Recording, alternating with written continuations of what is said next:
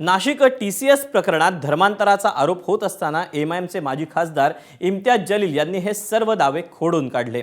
ABP माझाच्या संपादकीय कार्यक्रमात coffee with कौशिकमध्ये Imtiaz Jaleel यांनी हे षडयंत्र असल्याचा आरोप केलाय। पाहूया।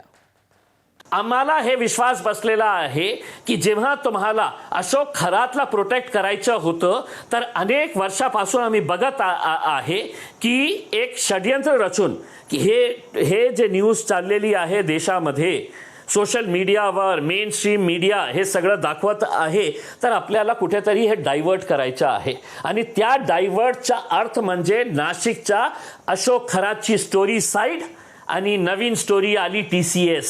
या देशातली सगळ्यात मोठी अतिरेकी कोणी असेल तर ते निदा खान अशा प्रकारच्या मीडियामध्ये दाखवण्यात आले होते। तिने ते एक नॉन मुस्लिम मुली आहे त्याच्या प्रेम प्रकरणामध्ये तिने त्याला काहीतरी विचारलं होतं की आज बड़ी रात है तो बड़ी रात के अंदर क्या करते हैं करके उसमें आणि तिने त्याचं उत्तर दिलं होतं। तुम्ही एक तरी असं सांगा ना उदाहरण। इम्तियाज जलील तुम्हाला शब्द देतो, आज ABP माझ्याला शब्द देतो की आम्ही एक शब्द उच्चारणार नाही।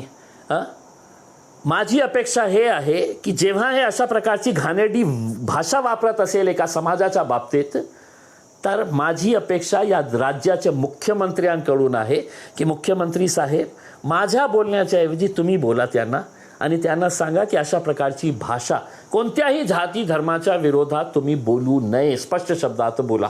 मी काही बोलणार नाही, मी शब्द देतो। ABP माझा, उघडा डोळे बघा नीट।